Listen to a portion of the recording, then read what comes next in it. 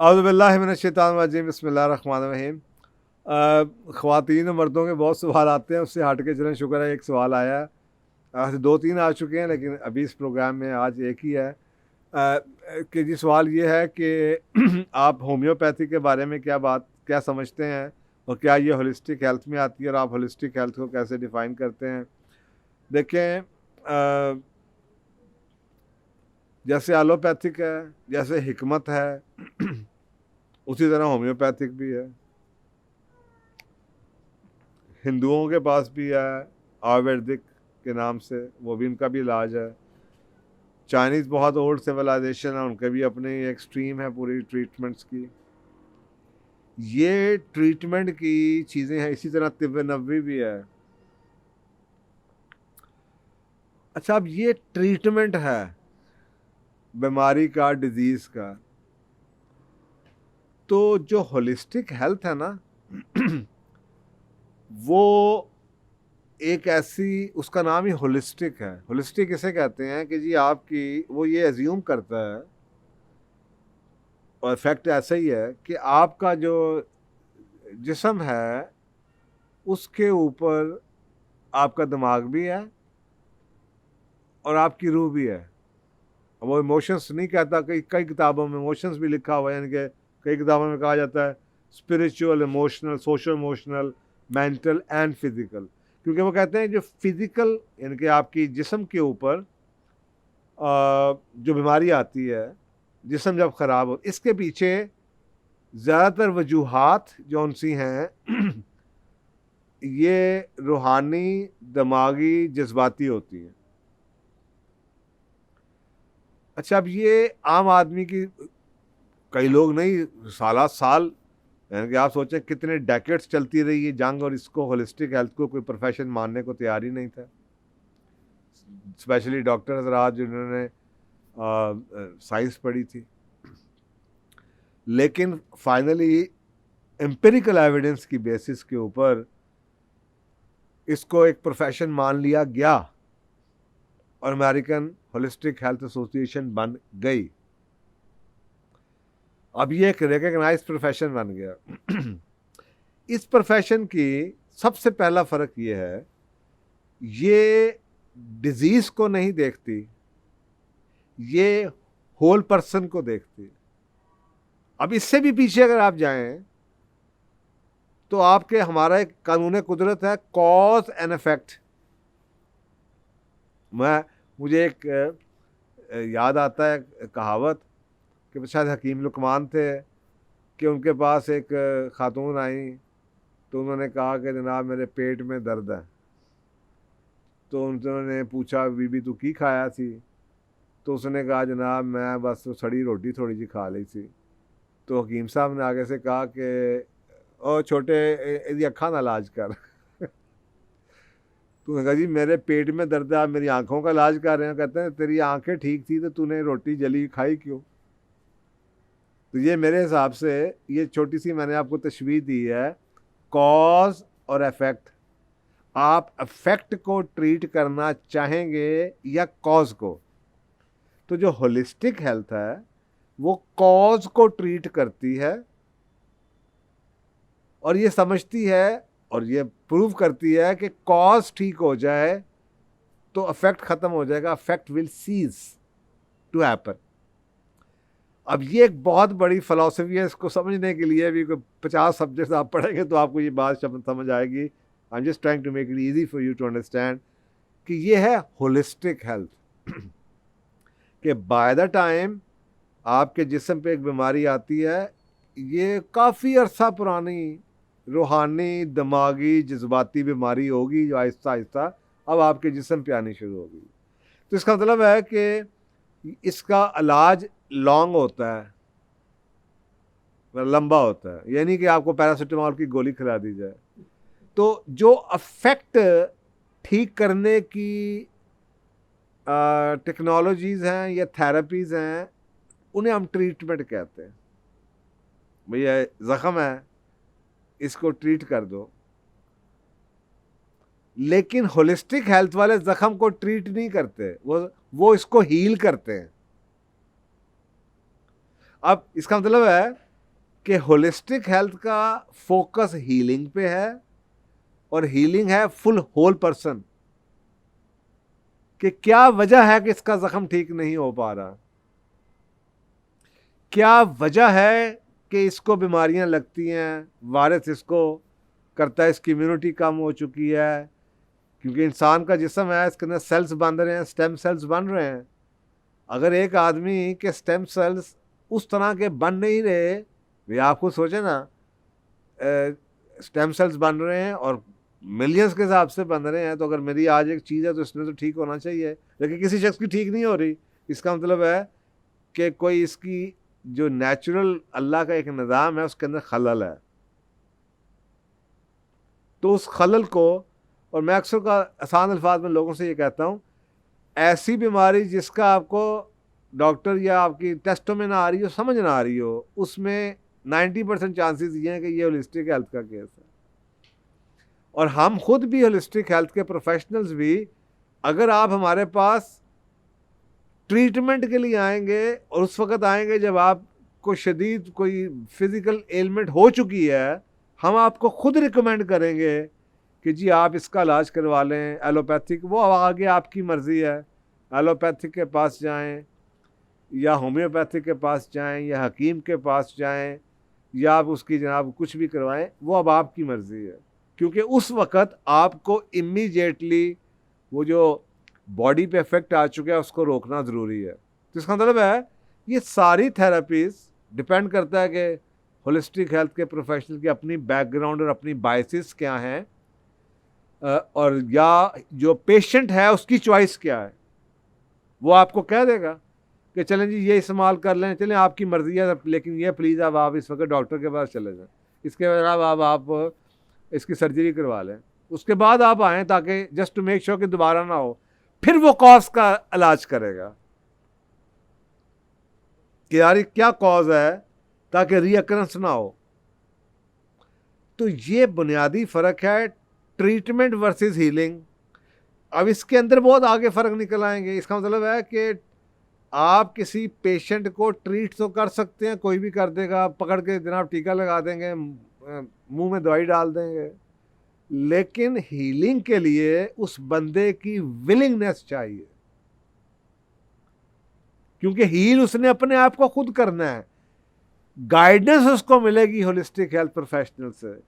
उसका काम यह है, इतनी बड़ी साइंस है, उसका काम यह है उस बंदे की बातें सुन के उन बिहेवियर्स को और उन ट्रिगर्स को पकड़े और उसकी बेस पे हाइपोथेसिस बना के उसको ये कहे कि आप, क्योंकि अगर 50 चीज़ें वो गलत कर रहा है तो आप 50 चीज़ें इकट्ठी से नहीं शुरू कर सकते फिक्स करना।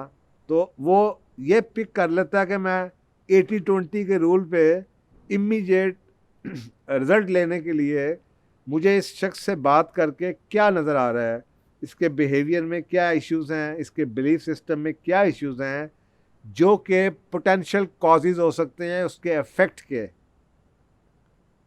और उसकी बेस के ऊपर फिर वो उसको रिकमेंड करता है कि जी आप ये कर लें, जो भी हो।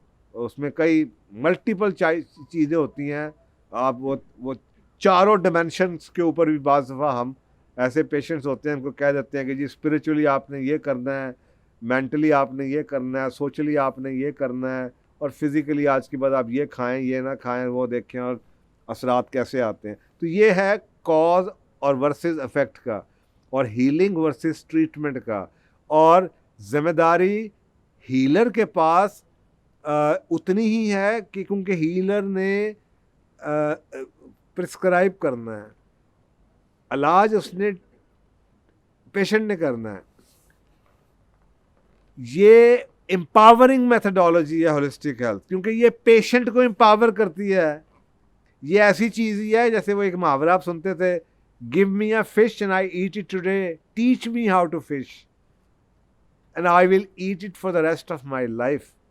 क्या आप मुझे मछली दें तो मैं आज खा लूँगा, आप मुझे मछली पकड़ना सिखा दें मैं सारी उम्र खाऊंगा। तो होलिस्टिक हेल्थ के जो प्रोफेशनल्स हैं वो आपको मछली पकड़ना सिखाते हैं, ताकि कल को आपको पता चल जाए बीमारी होती कैसे है और उसको ट्रीट कैसे किया जाता है। तो इसमें एजुकेशन बहुत होती है पेशेंट की भी। साथ साथ उसको समझ आनी शुरू हो जाती है कि क्या हो रहा है। मसलन आप खुद आए ना, आप मेरे पास आएंगे जी मेरा पेट ख़राब है, क्रॉनिक बीमारी है, 10 साल से मेरा मैदा ख़राब है, समझ नहीं आती, ये भी कर लिया वो भी कर लिया, ऐसा भी कर लिया वो भी कर लिया ऐसा।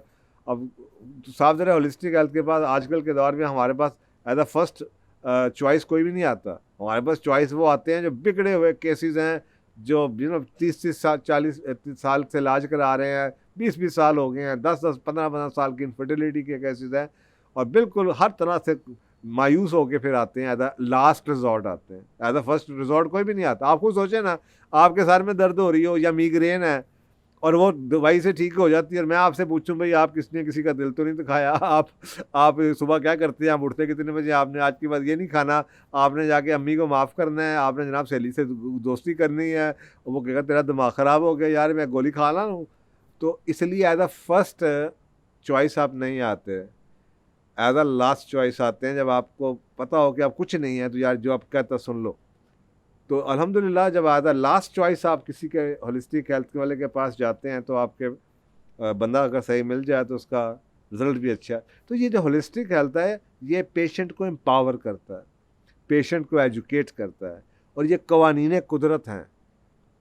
इसमें स्पिरिचुअलिटी बड़ी स्ट्रॉन्ग एलिमेंट है कि जब लोग नेगेटिव हो जाते हैं तो उसके असरात क्या हैं। और अब तो माशाल्लाह होलिस्टिक हेल्थ के ऊपर साइंटिफिक यानी कि एम्पिरिकल एविडेंस आनी शुरू हो गई है।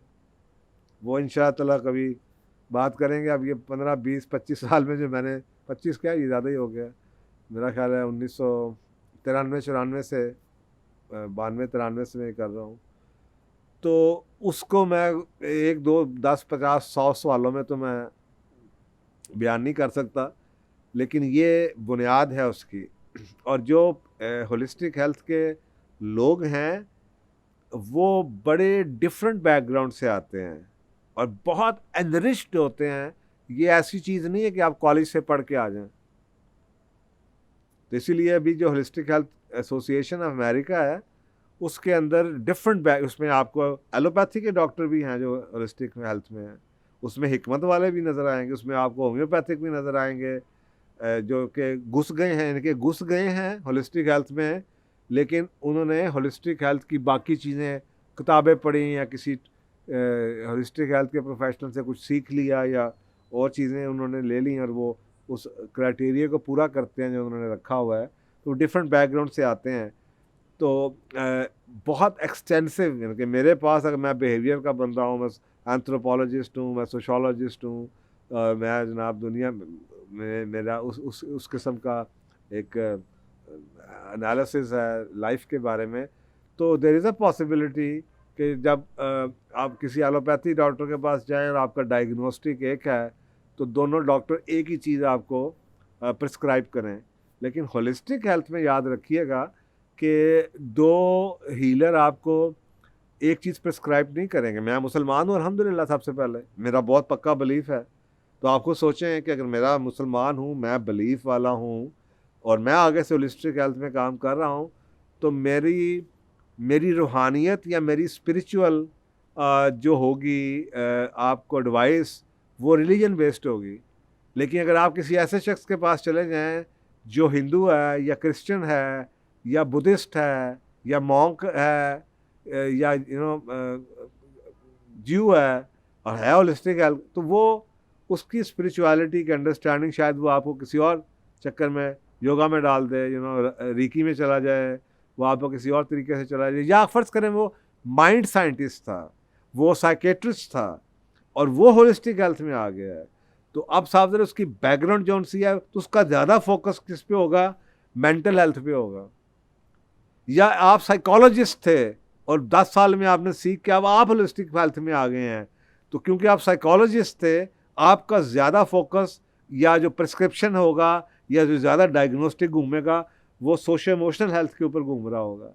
अगर आप बहुत ज़्यादा साइंटिफिक बैकग्राउंड से आए हैं, मेडिसिन से आए हैं, तो आपका ज़्यादा फोकस उसकी फ़िज़िकल हेल्थ पे हो रहा होगा।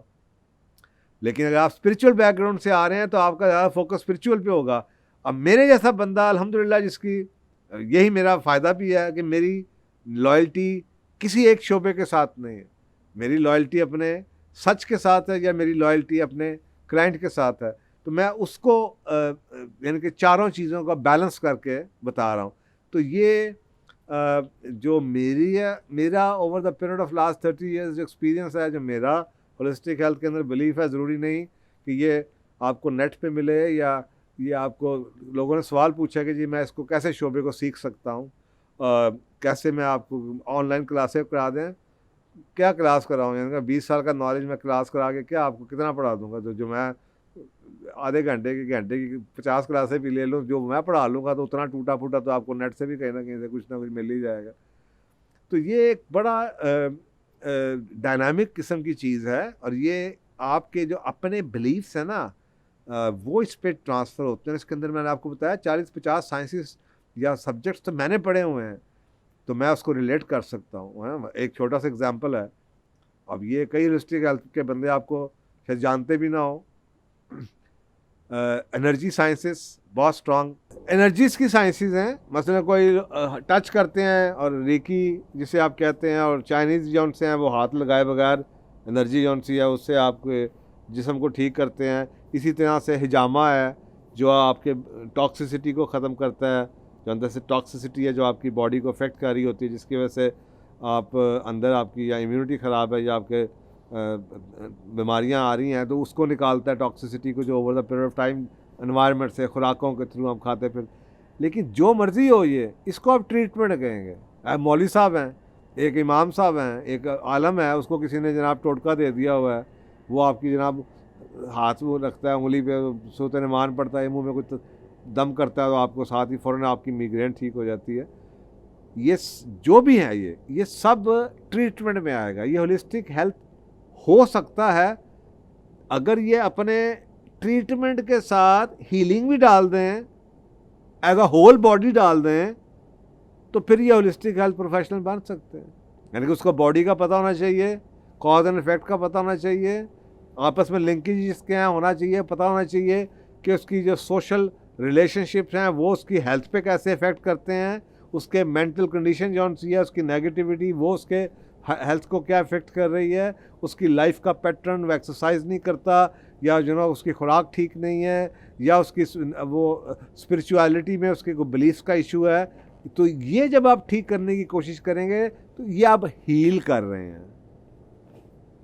यानी अगर आप सिर्फ मेरे पास आएँ और मैं आपको जनाब फूंक मार के कोई चीज़ दे दूँ वो ठीक हो जाए, आप वो ट्रीटमेंट होगा, वो होलिस्टिक नहीं होगा, क्योंकि मैंने उस वजह को अभी भी ठीक नहीं किया। बीमारी आपकी ठीक, आपको वक्ती तौर पर लग गई, लेकिन अभी वो वजह ठीक नहीं हुई, आपके वो बिलीफ ठीक नहीं हुए, आपका लाइफस्टाइल ठीक नहीं हुआ, आपकी रोज़ की रूटीन। फर्क आपकी घर में लड़ाई है, नमाज नहीं पढ़ते, आप लोनली फील करते हैं, डिप्रेशन में हैं। डिप्रेशन अक्सर का किस वजह से होता है?